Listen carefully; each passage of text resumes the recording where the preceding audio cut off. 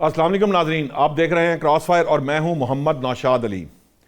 नाजरीन, जब मैं प्रोग्राम के लिए टॉपिक चुन रहा था तो ख्याल ये था कि हमारे जो दाखिली मामलात हैं, जिसकी वही चाल चलन है जो हमेशा से रहता है, ख़ास तौर पर सियासत का, उस पर बात करेंगे। लेकिन अभी अभी जो इस वक्त ताज़ा तरीन मामला है वो ये है कि अभी अमरीकी सदर जो हैं वो गज़ा अमन बोर्ड के इजलास से ख़िताब करके गए हैं। उस खिताब में बहुत सी चीज़ें ऐसी हैं जो काबिल तवज्जो हैं। सबसे इम्पॉर्टेंट बात यह है कि उन्होंने एक बार फिर जो है वो अपनी जितनी जंगें रुकवाई हैं, 8वीं जंग, जो 8 जंगें उन्होंने रुकवाई हैं, उसके बाद वो कह रहे हैं कि हम नवीं जंग जो है वो भी रुकवाने जा रहे हैं। तो नवीं जंग जो है वो मोस्ट प्रोबेबली शायद इशारा उनका रूस और यूक्रेन की तरफ था, क्योंकि उन्होंने उसका नाम तो नहीं लिया। लेकिन ये बात बाहर तौर समझ में नहीं आई कि नवीं जंग तो रुकवा रहे हैं, लेकिन अगर ईरान पे उन्होंने जंग मुसल्लत की तो वो फिर किस तरह से रुकेगी, ये एक अलग मामला है, इस पर भी बात करेंगे। लेकिन इस दौरान उन्होंने वो जो जिसे कह लें मुश्किल जंगों की बात भी की, उन्होंने रेफरेंस भी दे दिया पाक भारत जंग का। और जो इम्पोर्टेंट सिर्फ उसके अंदर पहलू है वो ये है कि अल्लाह का शुक्र है कि उन्होंने तैयारों की तादाद मज़ीद नहीं बढ़ाई। मैं एक्सपेक्ट कर रहा था कि पिछली दफ़ा उन्होंने 10 तैयारों तक वो जा चुके हैं, तो हो सकता है कि वो 11वां तैयारा भी जो है वो गज़ा अमन बोर्ड इजलास के अंदर गिरवा दें। अब मामला ये है जो इम्पोर्टेंट पाकिस्तान के पर्सपेक्टिव से एक बार फिर उन्होंने जो हमारे फील्ड मार्शल हैं उनकी भरपूर तारीफ़ की, उन्होंने उन्हें अजीम शख्स करार दिया। हमारे जो प्राइम मिनिस्टर हैं उन्होंने उनको अपना पसंदीदा शख्स करार दिया। अब मामला ये है कि पाकिस्तान उन ममालिक में है जो इस वक्त उसमें शामिल है, अकेला नहीं है, 8 मुस्लिम ममालिक के साथ शामिल है। एक मुश्तरका एफर्ट की जा रही है। कल सलामती कौंसिल के इजलास से नायब वज़ीर-ए-आज़म ने खिताब करते हुए ये वाज़े कर दिया था कि पाकिस्तान की शमूलियत, बल्कि मुस्लिम ममालिक की शमूलियत आज़ाद और ख़ुद मुख्तार फ़लस्तीनी रियासत ही के लिए है। सॉरी, माज़रत चाहूँगा। देखना ये है कि ये जो इस वक्त सिचुएशन है ये किस करवट बैठती है। मेरे साथ इस वक्त फ़रा साहिबा मौजूद हैं जो मुस्लिम लीग नून से ताल्लुक़ रखती हैं। फिर मेरे साथ इस वक्त मेरे स्टूडियो में मौजूद हैं अमजद इकबाल साहब, सीनियर सहाफ़ी हैं। राजा यासिर हमायूं साहब जो हैं वो सीनियर सियासतदान हैं, किसी ज़माने में उनका ताल्लुक़ पाकिस्तान तहरीक इंसाफ से रहा है। और जुल्फ़िकार बदर साहब भी हमें पीपल्स पार्टी से ज्वाइन करेंगे। मैं पहले आपकी तरफ आऊँगा अमजद इकबाल साहब। ये जो ट्रंप हमें जिस तरह से प्रेज़ करते हैं वो किसी को अच्छा भी लगता है, किसी को नागवार भी गुजरता है। जो इसका पहलू डिस्कसेबल है वो ये है कि हम शामिल हो चुके हैं। क्या गज़ा अमन बोर्ड वो तमाम जो मकासद है वो हासिल कर पाएगा जो वो हासिल करना चाहता है? और उसमें जो ये बात कही जा रही है कि मुस्लिम ममालिक इसलिए शामिल हैं कि एक आज़ाद और ख़ुद मुख्तार फ़लस्तीनी रियासत जो है उसका क़याम अमल में आपको लगता है कि ये मुमकिन हो पाएगा? बहुत शुक्रिया नौशाद साहब आपका। अच्छा देखिए, जो मकासद की बात है वो मुस्लिम ममालिक के मकासद कुछ और हो सकते हैं, अमेरिका के मकासद कुछ और हो सकते हैं, हो सकता है इसराइल के मकासद कुछ और हों। लेकिन हम तो अपने मकासद की बात करते हैं कि मुस्लिम ममालिक का क्या मकसद है और वो क्या टारगेट रखे हुए हैं। पाकिस्तान के दफ्तर खारजा ने आज भी ये बात बड़ी क्लैरिटी के साथ अपनी ब्रीफिंग में बताई है। उन्होंने ये कहा कि हम वहाँ पे जा रहे हैं अमन के लिए, हम वहाँ पे जा रहे हैं तमीर नौ के लिए, हम वहाँ पे जा रहे हैं कि आज़ाद फ़लस्तीनी रियासत का क़याम अमल में लाया जाए। हम ना तो हमास को वहाँ से कोई गैर मुसल्लह करने के लिए जाएंगे, ना ही उस प्रोसेस का हिस्सा बनेंगे। अब अमेरिका क्या चाहता है, इसराइल क्या चाहता है, ये उनके मकासद है। लेकिन अब तक जो मुस्लिम ममालिक हैं सारे वो इस बात पर मुत्तहिद है और कि इसके अलावा हमारा कोई मकसद नहीं है वहाँ पे हम जाएं, हम अमन बहाल करेंगे और आज़ाद फ़लस्तीनी रियासत का क़याम हम बनाएंगे। अच्छा, एक जहाँ तक अमेरिका के मकसद है, जैसे अभी आपने कहा कि उन्होंने कहा कि जी आज फिर कहा उन्होंने, मैंने सुनी उनकी जितनी स्पीच उसमें यह था कि जी कि उन्होंने कहा कि 8 जंगें रुकवाई हैं, हो सकता है नवी जंग वो इसी का जिक्र कर रहे हो, क्योंकि रूस तो अभी नहीं रुक रहा। यूक्रेन की जंग जिसका आप जिक्र कर रहे हैं उस पर रूस तो अभी तक किसी तरह से भी वो जंग रोकने के लिए तैयार नजर नहीं आता। ये जंग हो सकती है कि जी कि जो फलस्तीन के ऊपर जो मुसल्लत की गई इसराइल की तरफ से इस जंग को रुकवाने की बात, क्योंकि वही बोर्ड का मीटिंग भी हो रही है, तमीर नौ की बात भी हो रही है। 8 में शामिल है अमजद साहब, जो ट्रंप गिनवाते हैं। लेकिन अभी तो कल भी उन्होंने हमला किया फलस्तीन के ऊपर, इस वक्त वहां पे हुआ और से शुरू हुई है जंगबंदी तब से जारी है जी। एक चीज और मैं कहूँगा, वैसे जो मैंने एक सुना थोड़ा सा फिक्रा, उन्होंने 11 तैयारे कर दिए हैं इंडिया के। अच्छा, मैं सॉरी मैं नहीं सुन पाया। अच्छा, आज उन्होंने 11 कर दिए हैं। अच्छा अच्छा अच्छा अच्छा। बिल्कुल, उन्होंने फील्ड मार्शल की तारीफ भी की, उन्होंने कहा कि वो बड़े बहादुर, बड़े मजबूत असाब के और बोल्ड शख्स हैं, और वज़ीर-ए-आज़म की तारीफ भी उन्होंने की कि मैं बड़ा पसंद करता हूँ ये पाकिस्तान के लिए ये इतने बड़े फोरम पे जाके पाकिस्तान के एक तो फील्ड मार्शल की तारीफ करना, फिर पाकिस्तान के वज़ीर-ए-आज़म की तारीफ करना।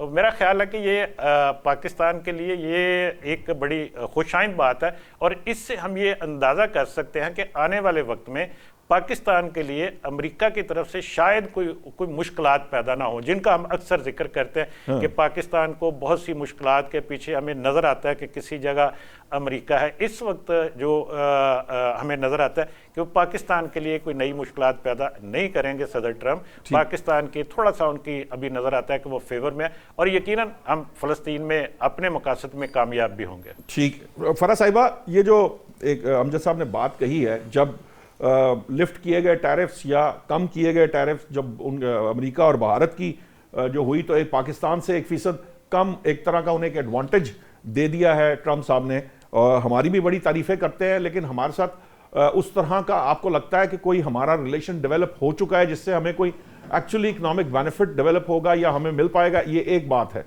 दूसरी बात ये है कि ट्रम्प साहब तो वहाँ पे कोई रिक्रिएशनल सी वो बनाना चाहते हैं, जो गजा वाली पट्टी है उसके ऊपर कोई ऐसा वो जिसे कहते हैं ना, वो बीच को इस्तेमाल करते हुए कोई एक रिक्रिएशनल सी पट्टी बनाना चाहते हैं जिसके अंदर दुनिया भर के लोग आए, सैर व सियाहत हो और मामलात हो।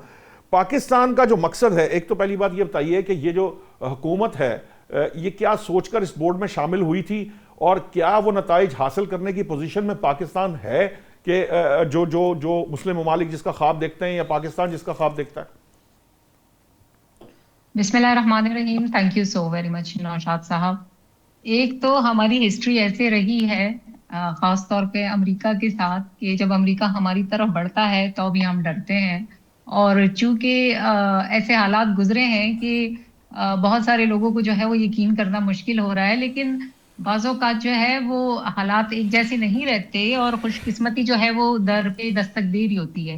देखिए जी, ये अहम इजलास जो है गजा में, इसका जो बेसिक मकसद है वो अमन है, तामीर नौ है, और हमने क्लियर कट बता दिया है। हमारी फॉरेन जो मिनिस्ट्री है वहां से भी दुनिया भर में ये ऐलान हो गया है, ये स्टेटमेंट आ गई है कि अगर तो कोई जैसे कि बाज़ अनासिर शरारत करते हैं, इसमें कुछ ऐसे फैक्टर्स लाने की कोशिश करते हैं कि जिससे बोर्ड ऑफ पीस में पाकिस्तान की शमूलियत, उसकी नेक नियति, उसका गजा के हवाले से जो स्टैंस है उसमें मिलावट कर सकें, उसको धुंधला कर सकें, और उसकी जो असल रूह है उससे हटा सकें। तो ये जी क्लियर मैसेज है कि पाकिस्तान की शहबाज शरीफ साहब की बोर्ड ऑफ पीस में जो शमूलियत है वो प्योरली गजा के लिए है, फलस्तीन के लिए है, तामीर नौ के लिए है, वहां अमन के लिए है, क्योंकि हम फिर वही फलता फूलता फलस्तीन देखना चाहते हैं जो 1967 से पहले का था। तो हमने वहीं तक जो है अपनी इसराइल भी उसके अंदर शामिल है, और इसराइल की जो लॉबी है पहले की हमारी थी। जी जी फरा साहिबा, मैं कह रहा हूं कि इसराइल भी उसमें शामिल है और इसराइली लॉबी भी उसमें शामिल है, और वो तो किसी ऐसे फलस्तीन की बात सुनना भी पसंद नहीं करते। अब तो वो मगरबी किनारे को एनेक्स करने के चक्कर में है। बिल्कुल जी, ऐसा ही है। लेकिन आप देखें कि यूनाइटेड नेशंस में भी इसराइल बैठा हुआ है, जहां पाकिस्तान बैठा हुआ है, जहां भारत बैठा हुआ है, जहां दीगर ममालिक बैठे हुए हैं, वहां फलस्तीन भी तो क्या, वहां फलस्तीन के बैठने से पाकिस्तान के किसी भी स्टांस पे कोई असर आया है? तो मैं समझती हूँ कि ये बहुत बेहतरीन अपॉर्चुनिटी है। अनटिल अनलेस आप उस सिस्टम का हिस्सा नहीं होंगे, आप उस टेबल पे बैठेंगे नहीं, तो बताइए आप कैसे फलस्तीन के लिए, गजा के लिए अपनी आवाज उठा सकेंगे? तो ये उन फैसलों पे दरअसल जो है इन्फ्लुएंस डालना है कि खुदा ना खास्ता कोई भी ऐसी चीज, देखें इस वक्त सेंट्रल एशिया से या आप स्पेशली मिडिल ईस्ट से पाकिस्तान समेत कितने दीगर इस्लामिक ममालिक हैं, तो ये एक, चूंकि पाकिस्तान साफ कह रहा है कि मैं ब्लॉक पे यकीन नहीं करता, लेकिन ये एक ग्रुप सा बन गया है, और ये तमाम 8 ममालिक एक स्टांस के साथ आगे बढ़ रहे हैं। जो एक इस्लामिक कंट्री कह रही है वही जो है स्टेटमेंट दूसरे, आज भी देखें हमारा मुजम्मती बयान आया है, जो इसराइल ने एक कोशिश की है कि वहां जमीनी अराजी को जो है वो गैर तरीके से अपना रजिस्टर कर सकें, तो अब चूंकि हमारी यहाँ पे शमूलियत है, तो हम आज जाके वॉशिंगटन में भी इस पे बात करेंगे और कर रहे हैं। हम सिर्फ बयानात की हद तक नहीं ठीक रहेंगे, हम सिर्फ मजम्मत की हद तक ठीक नहीं रहेंगे। तो ये हमें एक बड़ा अच्छा फोरम ठीक मिला है।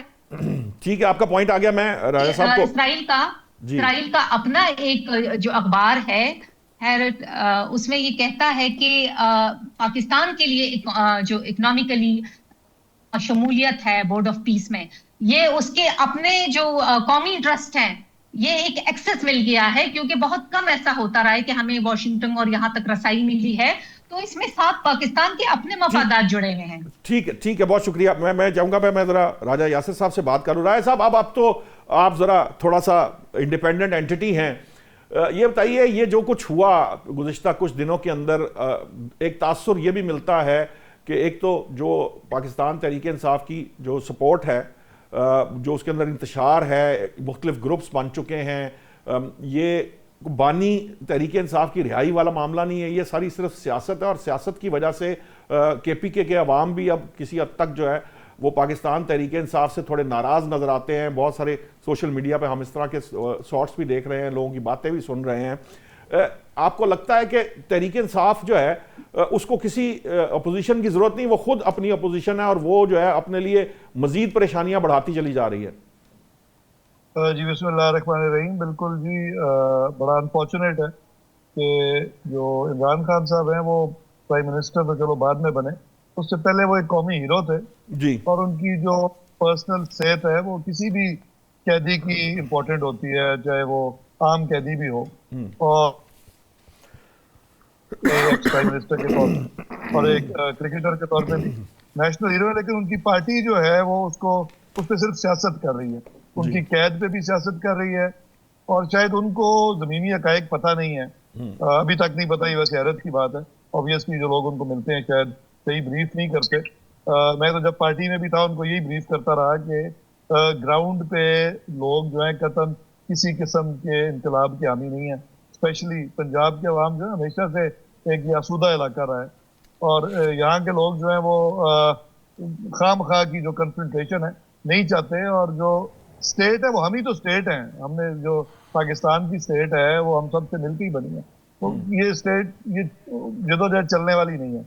अब मेरा ख्याल है इनको ये जो खान साहब की बीमारी है इसको सेपरेट करना चाहिए इस सारे इस सियासत से।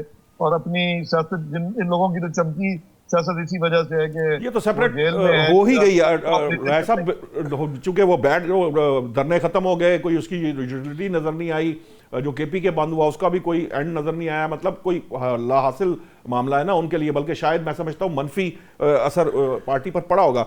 लेकिन ये जो अब वो बात कहते हैं जो स्पोक्समैन हैं शफी जान साहब, आपको लगता है कि दो बातें उन्होंने कही, एक तो ये कि ये फोर्स जो है ये रिहाई के लिए है और जैसे ही रिहा होंगे ये डिसॉल्व हो जाएगी, ये एक मामला। क्योंकि फोर्सेस, इस तरह की फोर्स का नाम लेके जब भी कोई बात की जाती है तो हमें या जुल्फकार का याद आती है या ब्राउन शर्ट्स वो जर्मनी में हिटलर ने बनाई थी। ये इस किस्म की फोर्स जो है ना वो यूजुअली, क्योंकि यूथ फोर्स मौजूद है, बाकी सारा कुछ मौजूद है, फिर ये इस तरह की फोर्स जो है इसका कोई मकसद मुझे समझ में नहीं आया। अगर आप समझ सकते हैं तो वो भी थोड़ा सा बता दीजिए। और दूसरा ये कि वो कहते हैं कि जी ईद के बाद करेंगे, आपको क्या लगता है कोई हर बार रह गया है जो ईद के बाद आजमाया जा सकता है? देखिए, ये जो फोर्स बनाना है इंतहाई ये बेवकूफाना मैं कहूँगा इकदाम है। क्योंकि आपको शायद ज़हन में होगा कि शहीद बीबी ने अपने आप को बिल्कुल डिस्टेंस किया था जुल्फिकार से। उसके बावजूद पीपल्स पार्टी को बहुत सारा उसका सहना पड़ा है, उसके जो आफ्टर इफेक्ट्स थे। हालांकि जुल्फिकार का कोई ताल्लुक नहीं था पीपल्स पार्टी से। तो किसी भी पॉलिटिकल पार्टी को इस किस्म की फोर्स जो है वो सूट नहीं करती। और पॉलिटिकल प्रोसेस जो है वो डायलॉग, मैं तो रहा कि इनको डायलॉग सबसे पहले पॉलिटिकल फोर्सेस से करना चाहिए। इनको नून लीग को और पीपल्स पार्टी को, स्पेशली ये अपने आप को जो बड़ी पॉलिटिकल पार्टी जो हैं एक्चुअली, इनको आप कम से कम एक कॉमन ग्राउंड पे लेके आते हैं, इनसे गुफ्तगू करते हैं।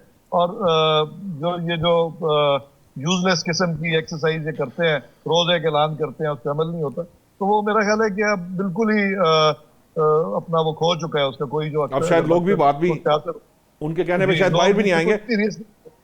वो शेर आया वाली बात जी। मैं चाहूंगा कि जुल्फकार बदर साहब से मैं ये जान सकूं कि जुल्फ़िकार साहब, ये अब जो जब तक अपोजिशन लीडर्स की तैनाती का मामला था उस वक्त मुज़ाकरात का शोर बहुत था। अब बचकज़ई साहब जो हैं वो भी बैठे हैं, अल्लामा राजा नासिर अब्बास साहब भी बैठे हैं, अपोजिशन लीडर्स आ चुके हैं। जो वो आपको याद होगा एक तंजीम थी तहरीक तहफ़्फ़ुज़ आईन पाकिस्तान, उसकी तरफ से कुछ एजेंडा भी सामने आया था। कोई मुज़ाकरात ना हुकूमत ने उस पर कोई पेशरफ्त की, ना अपोजिशन अब कोई ख़ास मुझे उनकी तरफ से कोई इंसिस्ट करते नज़र आते हैं वो इन मुज़ाकरात के ऊपर। आपको लगता है कि कोई मुज़ाकरात हुकूमत, पीपल्स पार्टी और पाकिस्तान तहरीक इंसाफ के दरमियान कोई आने वाले वक्त में होंगे? बिस्मिल्लाहिर्रहमानिर्रहीम। बहुत शुक्रिया नौशाद साहब, आपने मुझे अपने प्रोग्राम में बुलाया। ठीक है, आपने 2-3 चीजें मिक्स करके पूछ ली, बारी बारी उसको एड्रेस करते हैं। पहली चीज तो ये है कि ये जो भी ऑपोजिशन लीडर्स की तैनाती का मामला था, ये खुशउस्लूबी से हो गया। जो ऑपोजिशन की जमात की ख्वाहिश थी, ये जिनको नॉमिनेट किया गया उनको हुकूमत ने किया। हुकूमत भी, पाकिस्तान पीपल्स पार्टी भी, दीगर तमाम पॉलिटिकल पार्टीज, पॉलिटिकल फोर्सेस, तमाम लोग ये चाहते हैं कि एक पॉलिटिकल डायलॉग होना चाहिए और बैठ के बातचीत करनी चाहिए। लेकिन अनफॉर्चुनेटली पीटीआई के तमाम जो लोग असेंबलियों में भी बैठे हैं या असेंबलियों से बाहर हैं, वो इस टेबल पे या आने पे या डायलॉग करने पे यकीन नहीं रखते। उनका ख्याल ये है कि जो बानी पीटीआई की सोच है कि जनाब जब तक मुल्क में इंतशार ना फैले, जब तक कोई तबाही ना हो, जब तक कोई अंडर प्रेशर ना लेके आए, तब तक ये हमारे मुतालबात मानेंगे नहीं।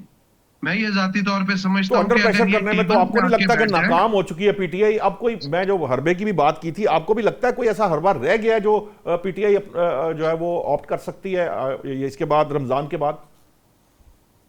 देखिए, उन्होंने जितनी नॉन पॉलिटिकल जो एक्टिविटीज थी उसके ऊपर हर किस्म का प्रेशर डालने की कोशिश की, लेकिन वो कामयाब नहीं हो सके। इनको सबसे ज्यादा समझदारी की चीज ये होगी पॉलिटिकल विजडम के साथ, कलेक्टिव विजडम के साथ, के बैठ के जो मेरे भाई अभी राजा साहब ने जिक्र किया कि तमाम पॉलिटिकल फोर्सेस, तमाम पॉलिटिकल पार्टीज के साथ बैठ के इनको डायलॉग करना चाहिए।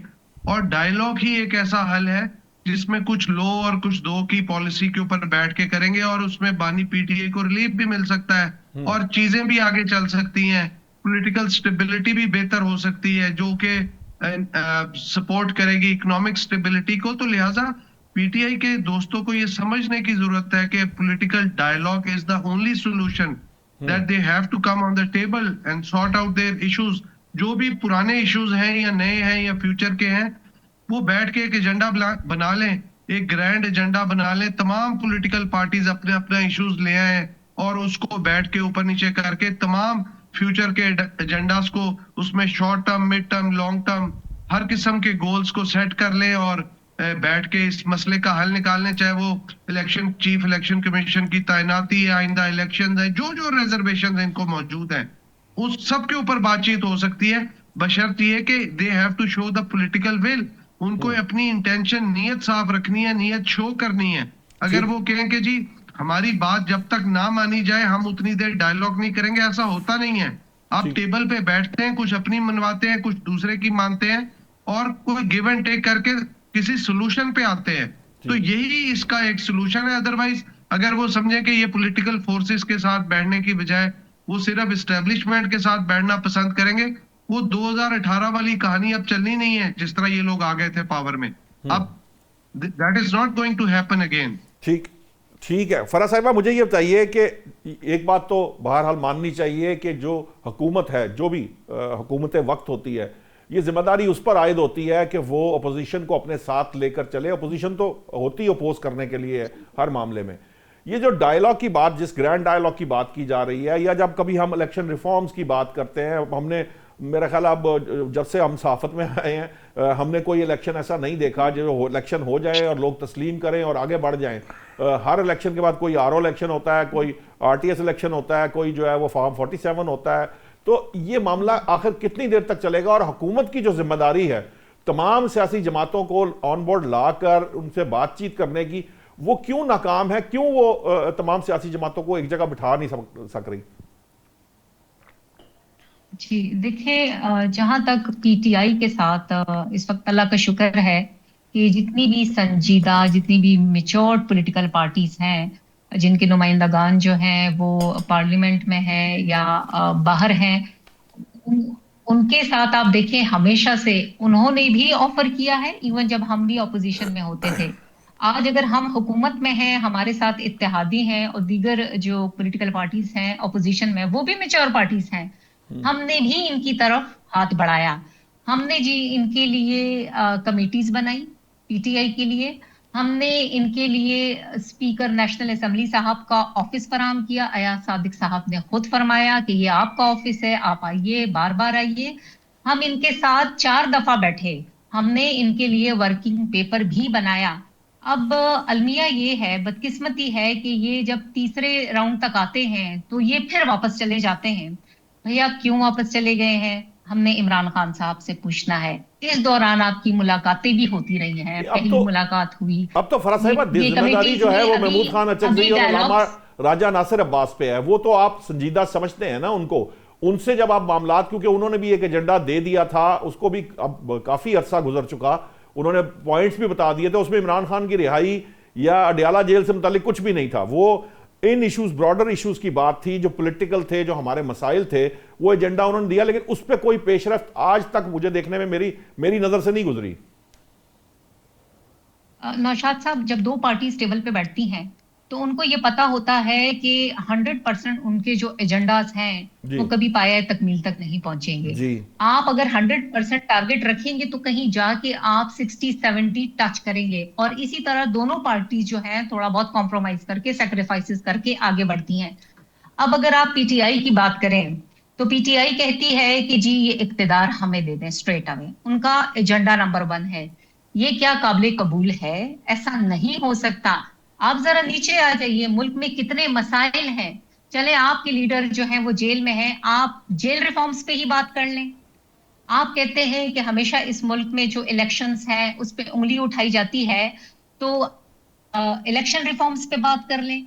आप देख रहे हैं कि इकोनॉमी सही सिमत में नहीं जा रही, फॉर एग्जाम्पल, आप उसमें बात कर लें। शहबाज शरीफ साहब ने आपको कितनी दफा कहा कि आइए चार्टर ऑफ इकोनॉमी करते हैं। तो अगर इन्होंने चार्टर ऑफ इकोनॉमी में हाथ मिला लिया होता तो इनके साथ आगे बैठना भी इतना मुश्किल नहीं होता। तो अगर इस तरह पाकिस्तान में आए दिन धमाल मचता रहता है नौशाद साहब, पाकिस्तान को इस वक्त बहुत ज्यादा फॉरेन इन्वेस्टमेंट की जरूरत है। देख रहे हैं आप कि आज भी जो है प्राइम मिनिस्टर साहब की तारीफ हुई है अमेरिका में, और हमारे सीडीएफ की तारीफ हुई है। ये इसी वजह से हुई है कि मुल्क को इस्तेहकाम मिल रहा है, तो हमारी इंटरनेशनल इज्जत बढ़ रही है। ये जो भी हुकूमत में हो, चाहे वो इनके ही वजीर आजम क्यों ना होते, अगर उनकी तारीफ होती इसका मतलब है कि पाकिस्तान की तारीफ हो रही है। पहले तो हमें थोड़ा सा अपना लेवल ऊपर करना चाहिए।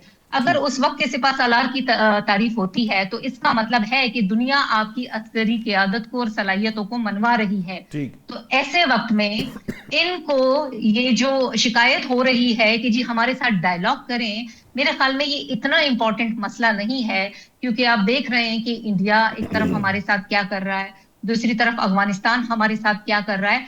तो इस वक्त हम मिल बैठ लेते हैं, अपना मुल्क है, हम इसी तरह लड़ते भी रहेंगे, सुलह भी करते रहेंगे, और ये कारवां इसी रहेगा। इस वक्त हमें कौमी इत्तेहाद की बहुत ज्यादा जरूरत है। ठीक है, मुझे ब्रेक का कहा जा रहा, ब्रेक से वापस आएंगे तो राजा साहब चूंकि न्यूट्रल पॉलिटिशियन अब उनको आप कह सकते हैं एक लिहाज से, उनसे जब वापस आते हैं तो पूछते हैं कि ये जो गवर्नमेंट जो दावे तो फराज साहब कह भी रही हैं, कर भी रहे हैं, लेकिन क्या कोई अमली इकदाम इन्होंने उठाया अब तक के ये जो मामलात हैं? पीटीआई नॉन सीरियस है या वो बात नहीं करना चाहती, लेकिन अगर उसको इंगेज करके अपने साथ इंगेज करने में कामयाब हो जाएं तो हो सकता है कि बहुत सी जो इधर उधर के मामलात हैं उनकी तरफ से उनकी तवज्जो हटे और वो वाकयातन सीरियसली कुछ काम करें। अभी लेते हैं ब्रेक। नाज़रीन, ब्रेक से वापस आकर राजा साहब से बात करते हैं। वेलकम बैक नाज़रीन। ब्रेक पर जाने से पहले मैं ये बात करना चाह रहा था राजा यासिर हुमायूं साहब से। राजा साहब, ये बताइए ज़रा, थोड़ा सा न्यूट्रल रहते हुए बताइएगा, आपको लगता है कि गवर्नमेंट को जिस तरह से इंगेज करना चाहिए अपोजिशन को, क्या गवर्नमेंट उस हद तक एफर्ट्स पुट कर रही है? मुझे ऐसा लगता है कि गवर्नमेंट साइड से भी बस जब बहुत ज़्यादा शोर आता है या बहुत ज़्यादा प्रेशर आता है तो कुछ थोड़ी बहुत बात की जाती है मुज़ाकरात की, फिर वो वही के वही मामलात होते हैं। ज़रा सा जब कंट्रोल आ जाता है, जिस तरह अभी ये धरना ख़त्म हो गया, चीज़ें ख़त्म हो गई, अब फिर ये शायद पूरा रमज़ान का जो महीना है वो कोई बात नहीं होगी, फिर जब ईद के बाद कोई बात की जाएगी तो फिर थोड़ी बहुत हलचल होगी और फिर सब उसी तरह ही चैन लिखना शुरू कर देंगे। देखिए, मैं समझता हूँ जब मैं खुद गवर्नमेंट में भी था तो तब भी अपने जो कलीग्स थे और जो क़यादत थी उसको ये कहता था कि जब गवर्नमेंट में होते हैं तो आपने मामलात को कंट्रोल करना होता है, बजाय कि आप मजीद आग लगा दें। और आपके जो बयानात हैं वो बड़े मैच्योर किस्म के होने चाहिए और किसी किस्म का आपको मजीद इंतशार जो है उससे बचाना होता है, ये आपका काम होता है एज ए गवर्नमेंट। तो इस वक्त जो अनफॉर्चुनेटली सिचुएशन है कि गवर्नमेंट के जो वज़रा हैं और इवन जो टॉप क़यादत में शहबाज शरीफ साहब नहीं, लेकिन इवन जरदारी साहब ने जिस किस्म की, हालांकि उनके वो रवैया नहीं होता आमतौर पर इस तरह, लेकिन जिस तरह का उन्होंने एटीट्यूड शो किया वो मेरा ख्याल है कि मुनासिब नहीं है। क्योंकि आपने मामलात को, मुल्क के मामलात को इसको ख़त्म करना है ना, जो इंतशार है, जो तनाव है, इसको कम करना है। और उसके लिए ज़रूरत इस अमर की है कि रवैया नरम ही रखा जाए। अपोजिशन तो चिड़ी भी है, उनकी ज़ाहिर लीडरशिप भी जेल में है, उनके तमाम मामलात हैं, तो उसको चाहे रिलीफ आप प्रैक्टिकली ना भी दे सकें, लेकिन अब एटलीस्ट अल्फाज का चुनाव ऐसा हो सकता है कि मजीद वो जलती पे आग का, वो क्या कहते हैं कि आग पे मजीद ना वो उसको फ्यूल ना दें फायर को। तो ये मैं नहीं समझता कि जितनी मेच्योर हो चुकी हैं दोनों पॉलिटिकल पार्टीज, नून लीग और पीपल्स पार्टी, दोनों सपोजिटली मेच्योर पार्टीज हैं, तो अगर वो समझते हैं कि पीटीआई का रवैया इमेच्योर है तो ये मेच्योरिटी का सबूत दे दें। तो मेरा ख्याल है कि काफी ज्यादा इनको इस मामले में संजीदगी की जरूरत है और ये इसको यही कर सकते हैं कि इस मुल्क के हालात को बेहतरी के लिए जो रोल प्ले है वो सीनियर पार्टीज नहीं करना है। ठीक है। ये अब जुल्फकार बदर साहब, ये अचानक सदर साहब जो हैं वो क्यों जो है वो इस किस्म के बयानात देना शुरू हो गए? हमारी तो यहाँ पर एक डिबेट परसों के प्रोग्राम में कुछ इस तरह से थी कि शायद जब हम ये जो लास्ट वीक गुजरा है उसमें कुछ सहाफ़ी दोस्तों की मुलाकात हुई अहम सिक्योरिटी ज़राए से, तो वहाँ हमें थोड़ा सा सॉफ्ट कॉर्नर नज़र आया था पाकिस्तान तहरीक इंसाफ के मामले में। मैं खुद उसमें मौजूद था। उसके बाद ये जो अब मामला देखने में आया, ऐसा लगा जैसे पीपल्स पार्टी और नून लीग ने मिलकर इस सारे इशू को इस तरह से प्ले अप किया है कि जो पीटीआई है वो किसी सूरत जो है वो थर्ड ऑप्शन के तौर पे सामने ना आ सके। इसलिए सदर साहब को जो है वो खुद, हालांकि वो सदर हैं, उनको तो विफाक की जिसे कहते हैं वो अलामत होते हैं और उनको तो सबको साथ लेके चलना चाहिए। उन्होंने तो तोपों के दहाने खोल दिए बानी पीटीआई के ऊपर। देखिए नौशाद साहब, आसिफ अली जरदारी साहब एक ऐसे सियासतदान है, जीरक सियासतदान है जिनमें बहुत ज्यादा सब्र है, तहम्मुल है। जब वो पहली दफा सदर थे तो आपको पता होगा कि मीडिया रोज रात को पाकिस्तान पीपल्स पार्टी की गवर्नमेंट गिरा के जरदारी साहब को घर भेज के रात को जाते थे और सुबह फिर आके एक नया जो है वो स्क्रिप्ट पेश होता था। तो लेकिन उन 5 सालों में उन्होंने कोई ऐसी बात नहीं की और बीच में बड़ी मुश्किलात भी देखी, जेलों में भी गए, बाहर निकले, मुश्किलात देखी, केस देखे, तो कोई ऐसी चीज नहीं थी। ये नॉर्मल वो अपनी पार्टी के लोगों को बयान कर रहे थे, तारीख माजी का बता रहे थे कि जेलें बहादुरी से काटी जाती हैं। और ये बयान करते करते कुछ ऐसी तलखियां जो कि बानी पीटीआई की जानिब से, जैसे जरदारी साहब की बहन को रात के टाइम ईद से एक दिन पहले उठा के जेल ले गए, तो माफी दी जा सकती है लेकिन बातें बुलाई तो नहीं जा सकती। तो उन्होंने वो फिर तल्ख बातें कर दी, इंसान है, कर सकते हैं। तो उन्होंने अपनी जो उनकी जात के ऊपर जो सख्तियां आई हैं उन्होंने उसको बयान किया। तो उसको इसी तनाजुर में लिया जा रहा है कि शायद जरदारी साहब किसी चीज को कर रहे हैं। जरदारी साहब तो सबको साथ लेके चलना चाहते हैं, डायलॉग पे बिलीव करते हैं, वो समझते हैं कि इकट्ठे बैठ के बातचीत करें, इसमें मुल्क और कौम का सबका फायदा है। लेकिन वो इस चीज पे भी बिलीव करते हैं कि जिद की सियासत नहीं होनी चाहिए और अनापरस्ती की सियासत नहीं होनी चाहिए। जब आप आके सियासी लोगों में बैठे बातचीत करें तो फिर आपकी मैं खत्म होनी चाहिए। तो उस बारे में उन्होंने खान साहब के बारे में बयान किया, जो कि वो कोई गलत बात नहीं थी। खान साहब ने जिस तरह के डायलॉग कराए थे अपने प्राइम मिनिस्टर होते हुए कि जरदारी साहब को भी अंदर करूंगा और मियां नवाज शरीफ साहब के बारे में भी, तो आइए देखें कि वो लोग मजीद भी सख्ती कर सकते हैं। लेकिन उन्होंने उनको बी क्लास भी दी हुई है, फैसिलिटी दी हुई है। जेल मैनुअल के मुताबिक अगर तमाम लोगों के साथ यकसा सलूक किया जाए तो खान साहब को तो बहुत ज्यादा फैसिलिटी है। ऐसा होता नहीं है, मेरे वालिद कई साल जेल में रहे हैं ऐसा नहीं पॉसिबल होता था कि जेल की मर्जी, जेल के अंदर बैठ के अपनी मर्जी बताई जाए कि जी मैंने ये खाना है और मुझे कूलर दिया जाए और मुझे पंखे दिए जाएं और मुझे टीवी दिया जाए और बाकी चीजें दी जाए। ऐसा पॉसिबल नहीं होता। तो खान साहब को तो बहुत हद तक फैसिलिटेट किया गया है, सहूलियात भाई असर है, लेकिन जेल फिर आखिर जेल है और जो उन्होंने किया है उसी को उन्होंने भुगतना है। दूसरों को डाल रहे थे अल्लाह ताला की तरफ से, उन पे मुश्किलात आ गई। तो ये तो सियासत है और हुकूमत है। पाकिस्तान में ऊंच नीच, अच्छा बुरा टाइम आता रहता है, कभी किसी का अच्छा टाइम है, कभी किसी का बुरा टाइम है। तो ये तो फिर आपको बहादुरी के साथ गुजारनी पड़ती है।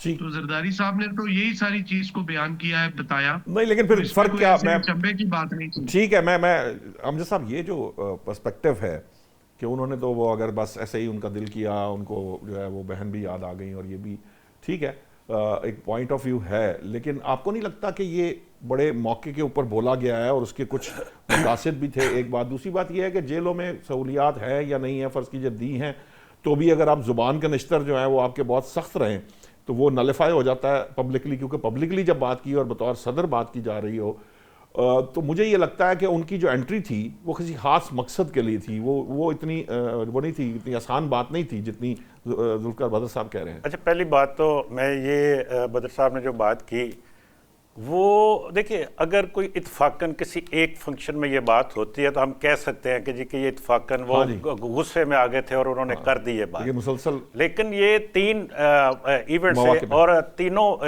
विहाड़ी था, बावलपुर में था और लाहौर में था, जो उनकी गुफ्तगू रूटीन में इतने इवेंट्स भी नहीं होते और तसलसल के साथ। बिल्कुल, रहीमयार खान में, दूसरा रहीमयार खान में है, तीसरा इतने तसलसल में इवेंट हमें पीछे नजर भी नहीं आते, मतलब और ये इवेंट भी बनाए जाते हैं। बिल्कुल ऐसा ही है, और ये तसलसल के साथ वही गुफ्तगू और एक ही चीज को टारगेट करके हुई।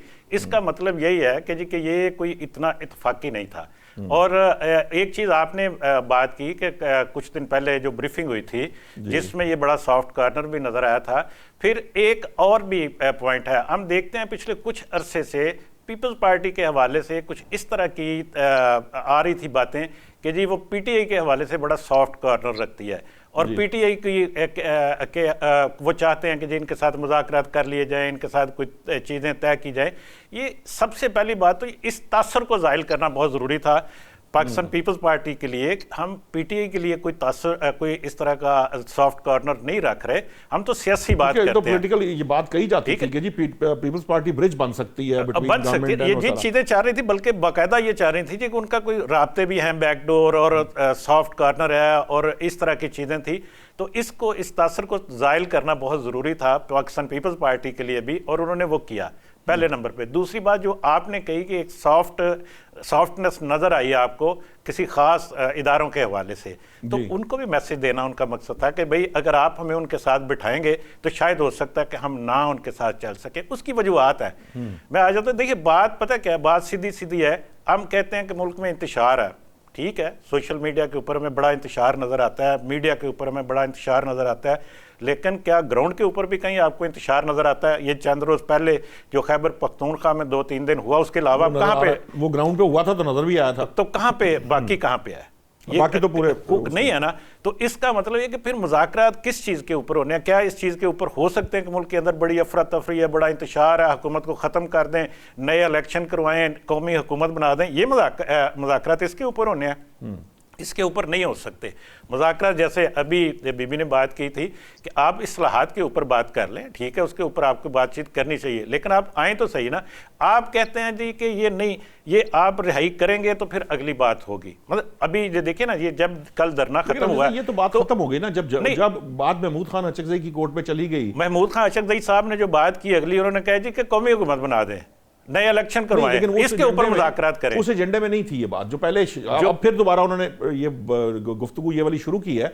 लेकिन जो याद होगा कि एजेंडा क्या था आप बता दें। वो इलामिया उनका इसी तरह का रिफॉर्म्स के ऊपर था, वो इस्लाहात से मुतल्लिक था जो उन्होंने इलामिया जारी किया था। वो कहते हैं कि जी कि नए इलेक्शन करवाएं, कौमी हुकूमत बनाएं, ये उसमें शामिल है ये चीज़ कि जी हम ये चाहते हैं कि जी कि ये खत्म हो 45-47 वाला मामला और ये आगे चले। रिहाई का उन्होंने निकाल दिया था। लेकिन बात यह कि जब आपको ये नजर आती है कि जी कि फोर्स बनाने की बात, कि हम फोर्स बनाएंगे, उनकी ट्रेनिंग करेंगे, ये करेंगे, वो करें, तो ये एक नई चीज़ आ जाती है सामने कि आप करना क्या चाहते हैं। तो उनके साथ किस चीज़ के ऊपर मुज़ाकरात होंगे। और इस पे एक चीज़ और, मुज़ाकरात की जब हम बात करते हैं फिर ये भी बात आती है कि जी कि उनको शायद कहीं कोई रिलीफ मिल जाए।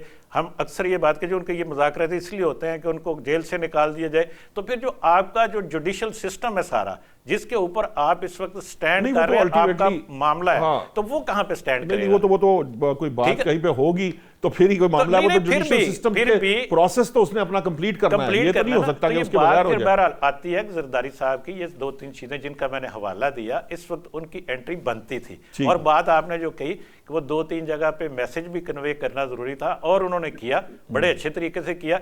और एक चीज उन्होंने ये भी कही, ये मैं थोड़ा सा आपका वक्त जो के, उन्होंने ये कहा कि हम पंजाब में अपनी पार्टी को मजबूत कर रहे हैं।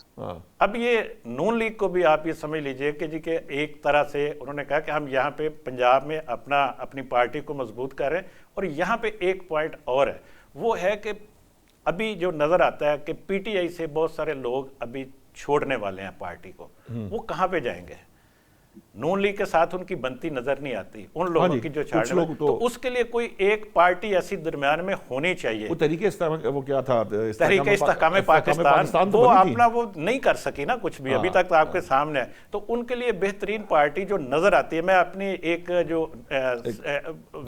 आइडिया मैं सोच रहा हूँ कि वो ये हो सकता है कि उनके लिए एक आपको एक प्लेटफॉर्म देना मकसद था। और खुसूसी तौर पर जब जनूबी पंजाब में आप जाके ये बात करते हैं तो फिर उसके पीछे ये बात भी है। ठीक है। फराह साहिबा, ये बताइए कि ये जो कल भी हमारे दोस्त डॉक्टर सईद लाई भी थे, कल इस मामले पे बात भी हो रही थी, गंडापुर साहब ने भी बहुत सी बातें कह दी हैं, बहुत सी बातें ओपन कर दी हैं, उनके खिलाफ जो साजिश हुई वो भी उन्होंने बता दी है। सुहेल अफरीदी साहब भी उसका हिस्सा थे, ये भी बात उन्होंने मुख्तलिफ प्रोग्राम्स के अंदर कर दी है। अब मामला ये है कि इस वक्त अगरचे के वहाँ पे इस वक्त कुछ नहीं हो रहा, क्या मुस्लिम लीग नून या हुकूमत कोई ऐसा काम कर रही है? क्योंकि सईद लाई साहब ने ये हमें हिंट किया था कि हो सकता है कि वहाँ भी कोई तहरीक अदम एतमाद लाई जा सके और ये जो मामला है ये कंट्रोल किया जा सके, क्योंकि गवर्नर राज ज़रा और तरह की डिबेट है। तो आपको लगता है कोई वर्किंग की जा रही है हुकूमत की तरफ से जो तब्दीली है वहाँ पे केपीके में लाने के लिए? देखिए, ऑप्शंस तो हमेशा खुले रहते हैं और यही सियासत का हुस्न है। अगर अगेन हम इनको टाइम दे रहे हैं, हम इनको दोबारा वो विक्टिम कार्ड चलाने का मौका नहीं दे रहे कि ये वो सियासी शहीद हो जाएं। थ्रू आउट आप देखें कि ये रोते रह रहे हैं। अगर इनका पहला टेन्योर था खैबर पख्तूनख्वा में, दूसरा था, तीसरा था, सिवाय विक्टिम कार्ड के इनकी कोई यहाँ डेवलपमेंट नहीं है। अभी भी वो इसी मोड में है, जब वो वफाक में थे तभी वो विक्टिम कार्ड चलाते थे। तो जी, ऑप्शंस तो हमारे पास बहुत सारे हैं और जब इसकी जरूरत पड़ेगी इंशाल्लाह तो वो एक्सरसाइज भी हो जाएगा। अब आप ये देखें, मैं पढ़ रही थी कि जी 2020 यूएस जब प्रेसिडेंशियल इलेक्शंस थे तो वहां फिर फ्रॉड इन स्विंग स्टेट हुआ। उसके बाद हमने देखा कि ट्रम्प साहब जो है जब वो हारे तो वहां कितना फसाद बर्पा हुआ और फिर वो उनपे मुकदमात बने। लेकिन जैसे ही रिपब्लिकन वापस आते हैं, जो कुछ स्टेट में उनकी हुकूमत बन जाती है, तो वहां रिफॉर्म्स लाते हैं। तो वैसे थोड़ा पढ़ा लिखा बंदा इनके इन अप्रोचेस पे सोचता है कि खैबर पख्तूनख्वा में तो आपकी हुकूमत है, अगर आपको कोई भी शिकायत है सिस्टम से तो आप यही अपनी खैबर पख्तूनख्वा हुकूमत इसी असम्बली में कुछ इस्लाहात कर लें, यहीं पे कुछ चेंज ले आए। अब देखिए, पिछले दिनों यहाँ इन्होंने 5 दिन पूरे खैबर पख्तूनख्वा को यरगमाल बनाया। यहाँ जानी माली नुकसान हुआ। पाकिस्तान मुस्लिम लीग नून ने रिट पिटीशन अपोजिशन उनकी क़यादत में जमा कराई, तो तब जाके अदालती अहकामात आए और इस सूबे के लोगों को रिलीफ मिला। तो पाकिस्तान मुस्लिम लीग नून यहाँ जिंदा है जी, बशमूल अपने तमाम जितने हमारे अपोजिशन जमाते हैं उनके साथ शॉर्ट ब्रेक लेने का कहा जा रहा है। हर एंड पे लड़ाई कर रही है, उनका मुकदमा जीत रही है। ठीक, सॉरी जी, ठीक है। मुझे एक शॉर्ट ब्रेक का कहा जा रहा है, एक शॉर्ट ब्रेक लेते हैं, ब्रेक से वापस आएंगे तो राजा साहब से बात करते हैं केपीके के मामले के ऊपर। वेलकम बैक नाजरीन। ब्रेक पे जाने से पहले हम बात कर रहे थे केपीके की फराह खान साहिबा से। मैं चाहूँगा कि राजा साहब थोड़ा सा बतौर न्यूट्रल एंटिटी हमें ये बताएं कि ये जो एक पहली बात तो ये है कि जो केपीके की गवर्नमेंट है वो आपके सामने है, जिस तरह तीसरी हुकूमत है, लेकिन कुछ डिलीवर करने की पोजीशन में नहीं है। फिर जो अब वहाँ पर विद इन केपीके जो पार्टी के अंदर बहुत से धड़े हैं, उसकी तरफ गंडापुर साहब ने भी इशारा किया। अब ये नई फोर्स तो वकला की भी बनाई थी पीटीआई ने, जो कोई कामयाब हमें होती नजर नहीं आ रही, लेकिन ये जो अब फोर्स बन रही है, क्या ये मजीद नुकसान तो नहीं दे देगी? क्योंकि ये बड़ी जी इसका स्ट्रिक्ट चेन ऑफ कमांड होगी और ये सीएम के अंडर होगी, फिर इसके अंदर तमाम पाकिस्तान से लोग शामिल होंगे, ये एक नई एंटिटी कहीं फिर एक और प्रॉब्लम तो नहीं क्रिएट कर देगी कि पीके की या अदरवाइज पाकिस्तान तहरीक इंसाफ के लिए? देखिए, पहले तो बड़ी अफसोसनाक बात यह है कि पीटीआई में बहुत सारे कॉम्पिटेंट लोग मौजूद थे भी और केपीके में शायद अभी भी है, लेकिन आप सिलेक्ट उन लोगों को करते हैं पोस्ट के लिए जो किसी तौर पे भी गवर्नेंस के अहल नहीं है। आपने परवेज खट्टक की गवर्नमेंट तो चलो उससे कुछ ना कुछ परफॉर्म जरूर किया था, लेकिन उसके बाद महमूद खान की गवर्नमेंट भी बिल्कुल एक नाकाम गवर्नमेंट थी, नालायक गवर्नमेंट थी, इनकम्पिटेंट। और अब जो हालात हैं, आतिफ खान जैसे लोग भी थे, तैमूर झगड़ा जैसे भी लोग थे, लेकिन आपने उनकी जगह ऐसे लोगों को किया जिनका एटलीस्ट एक्सपीरियंस नहीं है। लियाकत तो बाद की बात है, तो एक्सपीरियंस ना हो तो बड़ा मुश्किल होता है उस लर्निंग कर्व पे जाना। तो गवर्नेंस तो वहाँ पे हो नहीं रही। अब आपके पास इस तरह की चीजें रह जाती हैं, फोर्स अनाउंस कर दी, क्योंकि आपकी मेन तंजीम तो पार्टी कभी इंस्टीट्यूशनलाइज हो ही नहीं सकी, और वो कोई भी नहीं है वैसे अनफॉर्चुनेटली पार्टी। इंस्टीट्यूशनलिज्म तो मियां साहब भी जेल में थे तो आपने देख लिया कि नून लीग ने भी क्या कर दिया था। तो पॉलिटिकल पार्टीज जो हैं वो यहाँ पे ऑर्गेनाइज्ड नहीं है, कोई भी पॉलिटिकल पार्टी। और भुट्टो साहब शहीद हो गए तो ठीक है, लोगों ने कुछ खुशियां की थी, लेकिन मेन लीडरशिप तितर बितर हो गई थी। तो अब खैर anyways coming to the point, ये जो फोर्स की बात हो रही है, मैंने पहले भी अर्ज कर दिया कि बहुत ही ये इंतहाई फजूल हरकत है ये, और इनको बिल्कुल एक कौमी पॉलिटिकल पार्टी को ये सूट ही नहीं करता, क्योंकि रीट्रेट हो जाएगी बात। बीबी ने डिसओन किया था जुल्फिकार को।